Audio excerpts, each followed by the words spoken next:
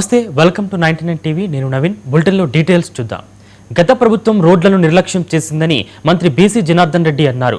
పార్వతీపురం మన్యం జిల్లా పర్యటనలో భాగంగా సీతానగరంలో అంతర్రాష్ట్ర రహదారిపై కొత్తగా నిర్మించిన వంతెనను ఆయన ప్రారంభించారు. అలాగే చినభోగిల నుంచి మక్కువ వెళ్లే బీటీ రోడ్డును స్టార్ట్ చేశారు.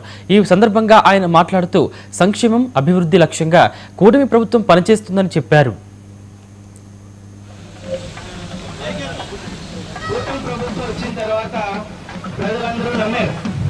ఒక మార్పు రాబోతుంది, పెను మార్పు రాబోతుంది, రాష్ట్రంలో అభివృద్ధి జరగబోతుందని వాళ్ళు ఏమైతే అనుకున్నారో, ప్రజలు ఏ నమ్మకంతో కూటమికి పట్టం కట్టారో అవన్నీ ఒక్కొక్కటిగా పనిచేసుకుంటున్నాం. ఇందాక గౌరవ కలెక్టర్ గారు చెప్పున్నారు మనతో.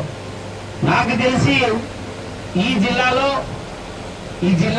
ఇప్పుడు ఏర్పడ్డ కానీ ముందు ఏర్పడిన తర్వాత కూడా ముఖ్యంగా సీతానగరాన్ని పట్టించుకోండి.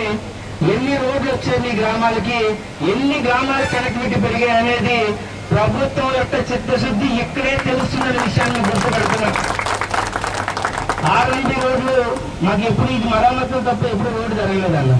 నాకు తెలిసి చిన్నప్పటి నుంచి ఇదంతా స్టేట్ హైవే మనకి రామభద్రపురం అంటే విజయనగరం నుంచి ఇదే రోడ్డు, ఎప్పుడు మరమ్మతులు తప్ప రోడ్లు ఏది తెలియదు.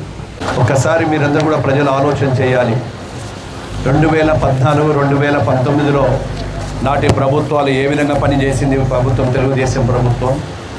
మళ్ళీ 19 నుంచి 24 వరకు వైఎస్ఆర్ ప్రభుత్వం పరిపాలించినప్పుడు మన రహదారులన్నీ ఏ విధంగా ఉన్నాయి, ఆ రహదారుల పరిస్థితి 5 సంవత్సరాల కాలంలో ఈ యొక్క R&B డిపార్ట్మెంట్ను నిర్వీర్యం చేయడం, ఎక్కడ చూసినా గుంతలమయం మాట్లాడబడి కావడం జరిగింది.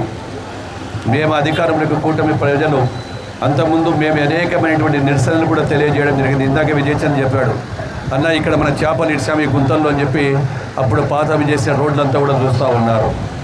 అటువంటి పరిస్థితుల్లో ప్రజలందరూ కూడా కూటమి ప్రభుత్వానికి అత్యధిక మెజార్టీ ఇచ్చి ఈ యొక్క రాష్ట్రం బాగుపడాలంటే ఒక చంద్రబాబు నాయుడుతోనే సాధ్యమవుతుంది.